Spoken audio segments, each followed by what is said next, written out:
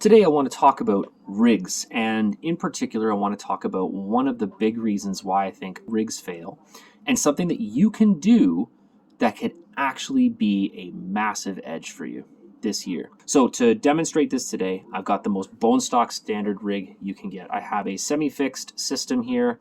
We have an inline. Okay, we have our 6 to 8 inches of hook link material. We've got our anti-tangle sleeve, and we have the hook here, a size 6 curve shank, and a much bigger boilie than I would normally run with a size 6, but just for demonstration purposes. Now, here is why I think a lot of rigs are failing, and I've seen a lot of underwater footage that is, in theory, showcasing exactly what I'm going to showcase here. And that is anything that approaches this rig as it stands right now from this side of the hook, so from here all the way around to here, has less likelihood of actually being hooked than from this side of that rig. Now, the reason being is because of how straight that rig is. Allow me to demonstrate. If I go to pick up that rig, let's say I'm a fish, I start sucking in from back here. Let's say the fish are very hesitant and they're kind of weary of the spot and they're feeding very cautiously. They go to pick up that rig and that rig is fixed. That boilie isn't actually making it into the mouth. And I've seen this a lot where the fish picks it up, right? They get the rig in their mouth, they get the hook just outside the lips, and then they drop it and they swim away. And that is most likely, in my opinion, due to the fact that that rig is as straight as a pool cue. There's no give there. If the fish picks it up from this side, however, they would pick it up and that rig would get sucked in, and then the hook would actually have an opportunity to find flesh. Then the hooking mechanics actually play a role as to how efficient that rig is at hooking a fish every single time. But particularly when I'm fishing in rivers, I find that if you've got the rig sat sort of like this, and it kicks out and follows with the current and settles just downstream, you've got a pretty straight rig here. And that's going to result in fish picking it up that are coming from this end. They'll pick it up, they'll notice something's not quite right, and they might dart off. If the fish is feeding very aggressively and they're really having it, they pick it up as they're swimming, then of course there's more of a chance that as they turn, that rig is actually going to do the business. Once again, this is a bone stock standard hair rig. So traditional. There's no nonsense here. There's no gimmickry. There isn't even a kicker here. The point is that this hook link is too straight.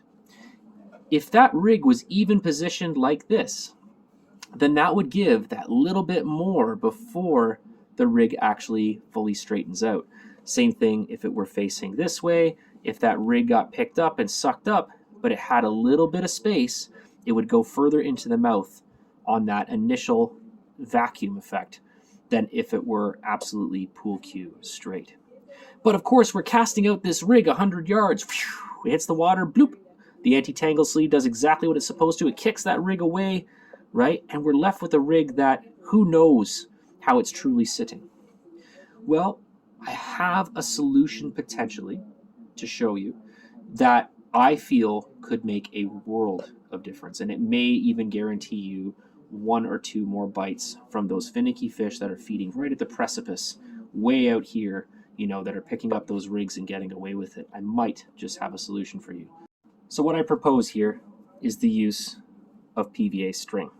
What I've done already is I've attached the PVA string to the top loop. I just want you to imagine that this was actually attached to your main line. Your main line is running up here. You're now going to take that little piece of PVA string. You're going to go onto the swivel at the top here.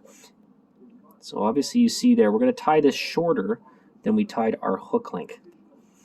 And the reason being is we're going to rely on the PVA string to be our new hook link length. So you'll see now that I've got something that looks a little something like that. Just like that. That probably looks really cumbersome, but keep in mind, that's going to dissolve. And the minute it does in the water, you're now going to have this nice little loop here. So that will melt away and the fish will be able to pick up that rig and there will be that give now, that much space. As this rig stands, I feel that this approach would be best suited for a boilie only approach, where one might attach a few extra boilies onto the tag end of that stringer and cast that presentation into the ether, catapulting a few free offerings spread out amongst the area.